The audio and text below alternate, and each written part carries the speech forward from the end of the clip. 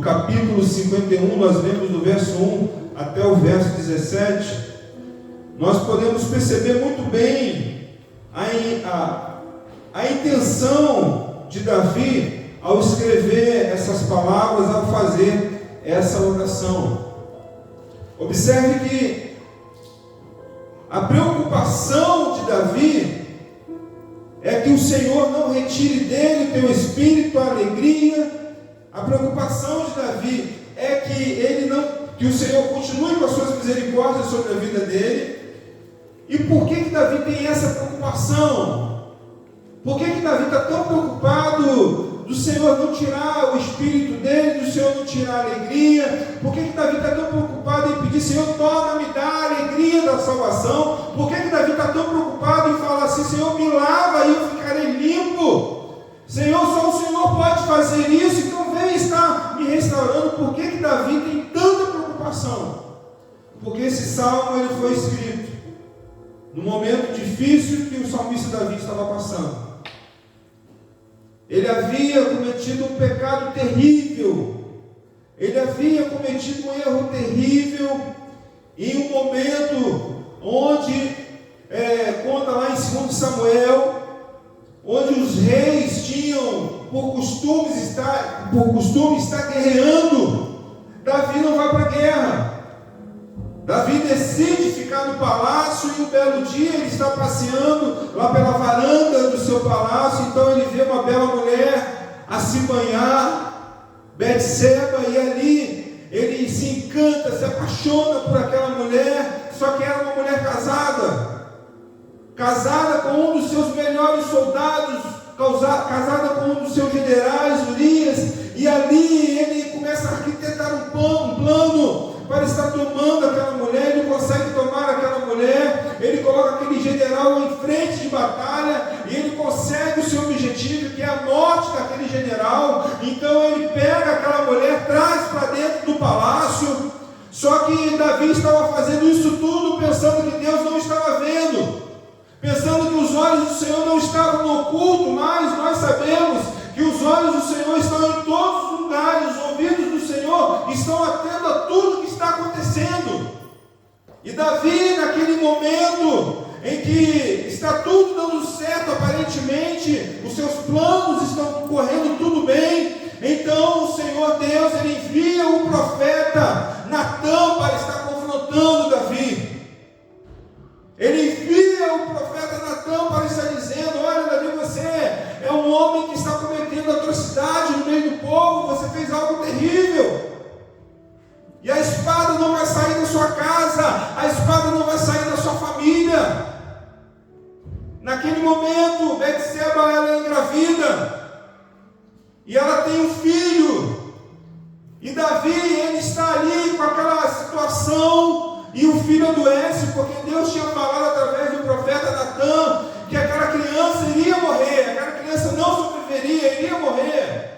E Davi, ele fica ali uma semana jejuando, uma semana orando, uma semana ele não toma banho, uma semana ele não se alimenta, ele fica ali aqueles dias ali, e de repente aquela criança, ela morre.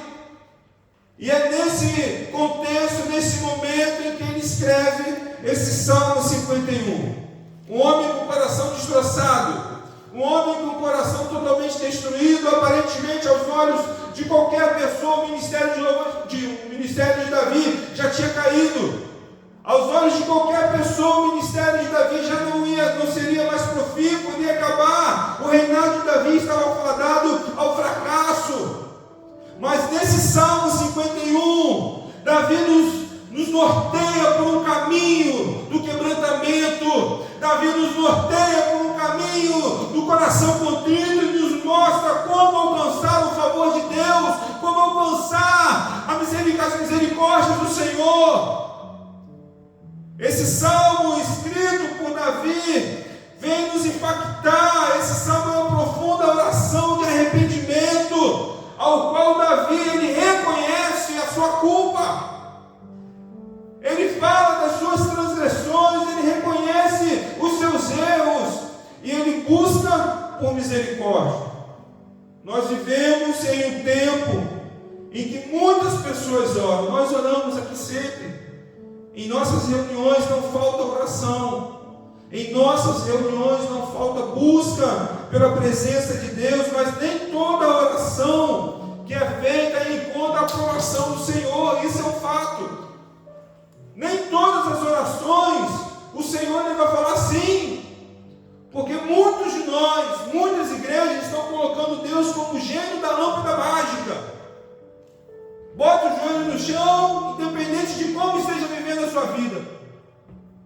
Independente da fidelidade dele com o Senhor, ele coloca o seu joelho no chão, ora e espera que Deus atenda. Só que Deus, ele não é obrigado a atender as nossas orações, mas ele ouve as nossas orações. O Senhor, ele ouve o clamor do teu povo e o clamor dos teus filhos. Nós precisamos entender que não podemos de maneira alguma ser levianos ao orar, ao buscar, a pedir algo a Deus, porque Ele sabe muito bem. Nós queremos falar palavras bonitas nas nossas orações, colocar tanta emoção nas nossas palavras, e acabamos por esquecer que Deus ele está vendo exatamente como é o meu coração, o que se passa no meu coração, os meus pensamentos, a minha intenção, como é meu dia a dia. Quem é o Luciano quando ninguém está vendo? Quem é o Luciano quando não tem olhos conhecidos? Quem é o Luciano ou quando não tem ninguém vendo? Ele sabe muito bem quem é. E muitos que estão aqui, eu posso passar talvez 10 anos enganando a igreja inteira, mas eu não passo um segundo enganando o meu Senhor, o meu Salvador, o Senhor Jesus Cristo. Ele sabe exatamente de todas as coisas. E nós precisamos ter temor diante da presença dEle, ao botar o joelho no chão, a estar orando diante da presença dEle. Nós precisamos reconhecer quem nós somos, colocar diante dEle as nossas fraquezas, os nossos pecados, e ter a intenção de Davi, a atitude de Davi: Senhor, não retire de mim o teu Espírito, Senhor, cria em mim, ó Deus, um coração puro. Nós precisamos clamar pela presença de Deus, e a Bíblia ela revela que existe uma oração que o Senhor jamais vai rejeitar. É a oração que nasce de um coração sincero, de um coração humilde e de um coração arrependido. Nós precisamos entender que ao entrar na presença de Deus, nós temos que entrar com sinceridade, com humildade e arrependido dos nossos pecados. A oração que Deus aceita, ela nasce de um coração quebrantado. Davi ele reconheceu o seu pecado. Davi não tentou fazer como muitos de nós faz, que é tentar justificar. A síndrome do Adão: eu pequei, mas a culpa foi do fulano, foi desse ciclano. Não, nós temos que estar reconhecendo o nosso pecado, não tentar nos justificar. Davi ele entendeu que Deus não procura palavras bonitas, mas Ele procura um coração que se renda à tua presença, à tua vontade. Deus ele não se impressiona, meus irmãos, com palavras bonitas. E lá na minha antiga igreja tinha um irmão que orava, e ele conversando com a gente era de um jeito, falava bem, mas quando ele orava mudava até o tom de voz. Eu entendo isso, é o desejo de estar falando com Deus, não recrimino, mas Deus ele não se impressiona com isso, Ele se impressiona com o coração quebrantado.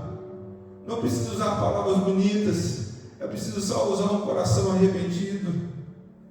Deus ele não se impressiona com essa oração, mas Ele se impressiona quando o homem usa de sinceridade: Senhor, eu sou um pobre pecador. Vejamos o que diz o texto que nós acabamos de ler, o verso 4 diz assim: contra ti somente pequei. Olha o que Davi está fazendo, ele está reconhecendo o seu erro. Contra ti somente pequei, e fiz o que aos teus olhos era mal. Ele reconhece que o que ele fez era mal. Ele reconhece que ele não tinha condições nenhuma de estar na presença de Deus, e ele precisava dessa misericórdia. A oração que Deus não rejeita, ela é acompanhada de arrependimento. Será que nós estamos entrando com esse coração na presença de Deus? Será que nós de fato estamos nos arrependendo dos nossos pecados? Quantas vezes nós pecamos, nem confessamos o nosso pecado? Quantos erros que nós cometemos e nós nem chegamos para o Senhor e falamos: Senhor, me perdoa porque eu pequei daquela forma. E deixa eu contar um segredo para a igreja nessa hora: pecado tem nome. Nós gostamos de falar: Senhor, perdoe todos os meus pecados. Não, peraí, vamos dar nome para os nossos pecados, Éver. Nós precisamos falar: olha, Senhor, me perdoa, porque eu tenho dificuldade de resistir tal tentação. Senhor, eu sou fraco, eu preciso do Senhor. Sem a tua presença eu não vou conseguir vencer. Me perdoe porque mais uma vez eu caí, mais uma vez eu pequei. Senhor, me perdoa. Nós temos que abrir o nosso coração diante do Senhor. E como é difícil muitas vezes tomar essa atitude.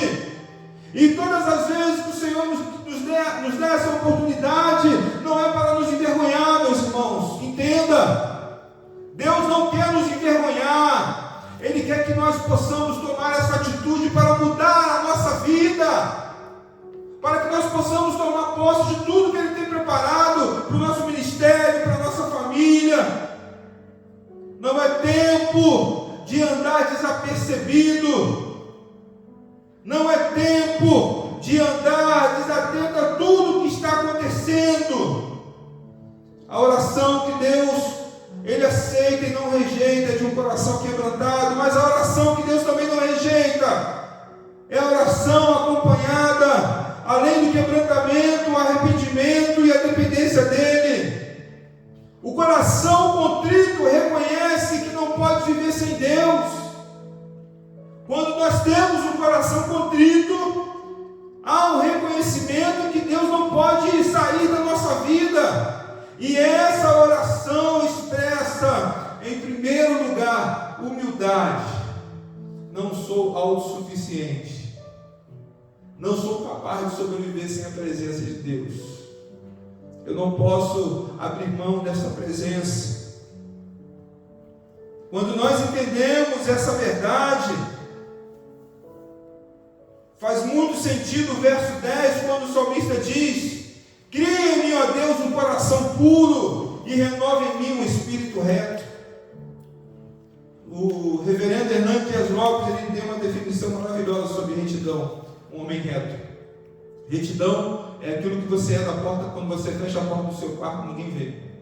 Isso é retidão. Quem é o Luciano, quem é a Cristina, quem é a Pâmela, quem é o Emanuel, quando fecha a porta e ninguém está vendo. Isso é retidão. É você fazer o certo, você fazer o que é justo, o que é honesto quando ninguém está vendo, quando ninguém precisa ver. E como tem sido desafio nos dias de hoje, nós encontrarmos pessoas com essa atitude. Quando nós entendemos, obrigado, irmão, quando nós entendemos que esse coração contrito Deus não rejeita, nós precisamos ter a atitude de quem tem um coração contrito, porque não basta simplesmente falar. Nós temos que ter atitude, não basta simplesmente parecer, nós temos que ser. Andar com Deus exige intimidade, exige sacrifício. O arrependimento verdadeiro, o coração contrito verdadeiro, ele produz uma mudança de atitude. A oração deixa de ser apenas simples repetições. A oração deixa de ser apenas um rito que você cumpre pela manhã, antes dos alimentos e antes de dormir. Não, é uma vida com Deus, uma vida em oração. Você está andando na rua e você está falando com Deus. Você está conversando com as pessoas, você está trabalhando, você está fazendo seja o que for, e você está ali ligado com Deus, você está orando, você está falando com Deus. Não é simplesmente um rito onde nós repetimos palavras, vãs palavras. É muito mais do que isso. Deixa de ser apenas um pedido e passa a ser um clamor por transformação de vida. De que adianta ter todos os benefícios que esse mundo pode me dar se eu não tenho a presença de Deus? De que adianta eu ter uma família linda, maravilhosa, se Deus não é o primeiro convidado para essa família? De que adianta eu realizar todos os meus sonhos se a presença de Deus não é real na minha vida? A oração que Deus atende não rejeita a dependência dele, muito pelo contrário, declara que nós somos totalmente dependentes dessa presença maravilhosa. Eu quero concluir nesta hora dizendo que a oração que Deus nunca rejeita não depende do tempo que nós passamos orando, não depende das palavras que nós usamos, mas da condição do nosso coração. Muitas pessoas dizem: eu tenho vergonha de orar, eu não sei orar. Orar é conversar com o seu paizinho. Orar é você dobrar o seu joelho e falar assim: Senhor, está tão difícil hoje. Senhor, estou tão sem força. Senhor, eu preciso da sua mão sobre a minha vida. A oração que Deus não rejeita, ela nos dá condições de reconhecer quem nós somos e descortina quem Ele é diante da nossa presença. E Ele é Deus, Ele é grande, Ele é maravilhoso, Ele é dono de todas as coisas, todo o poder está em tuas mãos. Quando você entende isso e você ora para esse Deus maravilhoso como filho, você pode declarar como aquela canção que diz: se Deus fizer, Ele é Deus, se Ele não fizer, Ele é Deus, Ele continua sendo Deus, mas uma coisa não abre mão é de estar na Tua presença, Senhor. Não podemos abrir mão de estar na presença dEle. Quando nos apresentamos diante dEle com humildade, arrependimento e fé, encontramos misericórdia, perdão e também renovação. Temos que aprender que antes de pedir qualquer bênção, precisamos confessar os nossos pecados, abrir o nosso coração. Se necessário for, chore, clame, se jogue no chão, tranque a porta do seu quarto, tenha esse momento de intimidade com Deus. E não abra mão de cada vez estar mais perto dEle. Que Deus abençoe a sua vida. Que você entenda, para alcançar o favor de Deus, você não pode abrir mão da sua presença e ter esse coração contrito, esse coração quebrantado, porque esse Deus não rejeita. Amém? Amém. Fica de pé, eu quero estar orando por você. Você que está em casa também, que vai assistir essa mensagem, eu quero estar orando pela sua vida também. Coloque a mão no seu coração nessa hora. Deus querido, eu quero neste momento entregar a Ti todos que estão aqui presentes, entregar a Ti todos que estarão em algum momento assistindo essa mensagem, Senhor. Quantas pessoas têm dificuldade de falar contigo, talvez não sabem como começar, ou talvez outros extremos, pessoas que falam de qualquer maneira, entram na Sua presença de qualquer maneira, e nós precisamos ter temor, precisamos ter tremor de estar na Tua presença, reconhecer quem nós somos, pobres, pecadores, reconhecer que nós precisamos da Tua misericórdia, e falar como o salmista Davi: lava-me e ficarei puro, limpo. Venha, Senhor, está criando em cada um de nós um espírito reto. Não retire de nós o Teu espírito, e se necessário for, torna a dar a alegria da salvação, Senhor. Palavras de um homem, salmista Davi, que sabia muito bem valorizar a Tua presença. Que nesta noite as orações passem a ser diferentes, que haja um quebrantamento, que haja, Senhor, um arrependimento, mas acima de tudo, que haja abundância da Tua presença em nossas vidas. Essa é a nossa oração esta noite, em nome de Jesus. Amém. Estenda suas mãos para cá.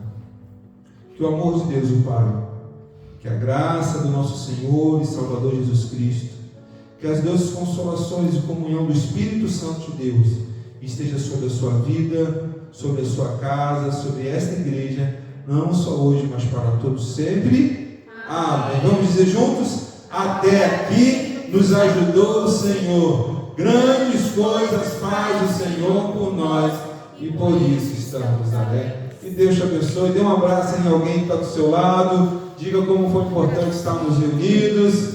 Que Deus abençoe e tenha uma ótima noite, em nome de Jesus.